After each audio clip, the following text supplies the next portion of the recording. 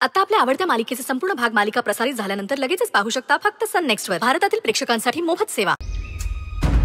आज रात्री 12 वाजता ती तिच्या शरीरात प्रवेश करेल। म्हणजे तू पुन्हा निघून जाणार? जावं तर लागेलच। मी तुला खूप मिस करत होते। मला तुला स्पर्श करायचा होता, तुझ्याकडून खूप लाड करून घ्यायचे होते, तुझ्याकडून अंगाई ऐकत झोपायचं होतं, मला तुझ्याकडून खूप काही करून घ्यायचं होतं। म्हणून मला यावं वाटलं आणि शक्तीच्या शरीराचा वापर करून तिने मला मदत केली, म्हणून हे शक्य झालं।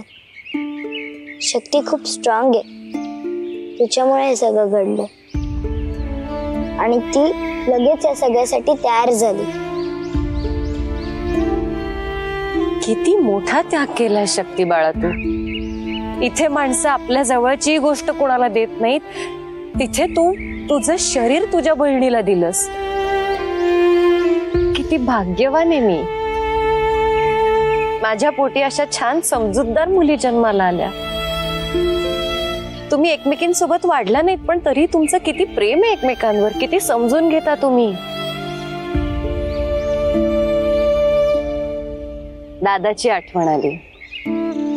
आमचंही एकमेकांवर असं जीवापाड प्रेम होतं, पण मला तुम्ही दोघी हव्या आहात एकत्र। पण ते शक्य नाही आई। आज रात्री 12 वाजता मला हे शरीर सोडूनच जावं लागेल।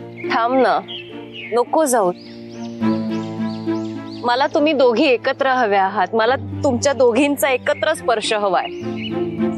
आपण एकत्र राहू, खूप मज्जा करू, खूप गप्पा मारू, नको ना जाऊ। असं खरंच झालं असतं तर मलाही खूप आवडलं असतं, पण ते शक्य नाहीये। मी परत नक्की येईल। खरंच? कधी? कसं? तू आत्ता मला सांग, तू कधी परत येणार आहेस?